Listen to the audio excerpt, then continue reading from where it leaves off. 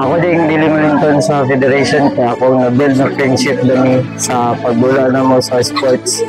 Then thankful kay ko kay abino ko wala ko may muna friends dami then dagan man di ay dagan yung nahalubilo ng mga tao na sa federation na lain-laing association.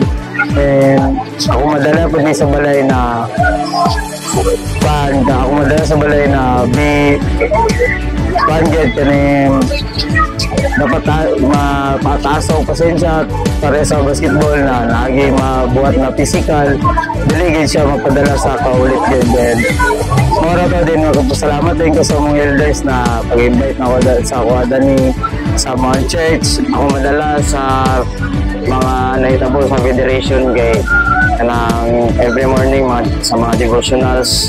Dili lang siya madala sa balay pero madala naman siya sa panginabuhi sa dawad lang tub sa ikadawang pagbalik sa Ginoo o sa mga experience na mo sa basketball sa todo ginay mga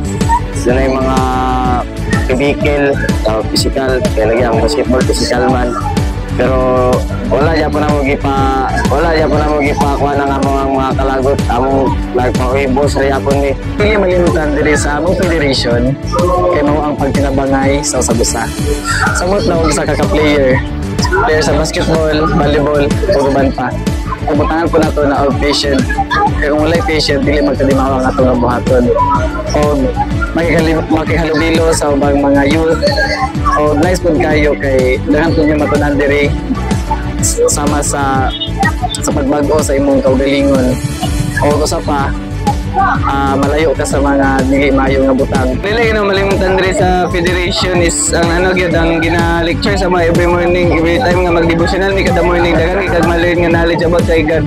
Mas mag-grow pa imong knowledge about sa the way nga mag-tudlo mga pastor diri.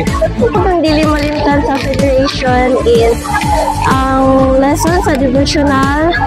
Di ko na ko siya malimtan because para po din sa MOA and dagan po ko na friend diri.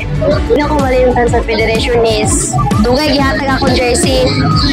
Tas paghatag sa jersey ko pag gimi kadula kay sige ka perfect ang among kontra and mula to bayod ko na. Mga youth, kung gusto mo malingaw, ano mo sa federation, no?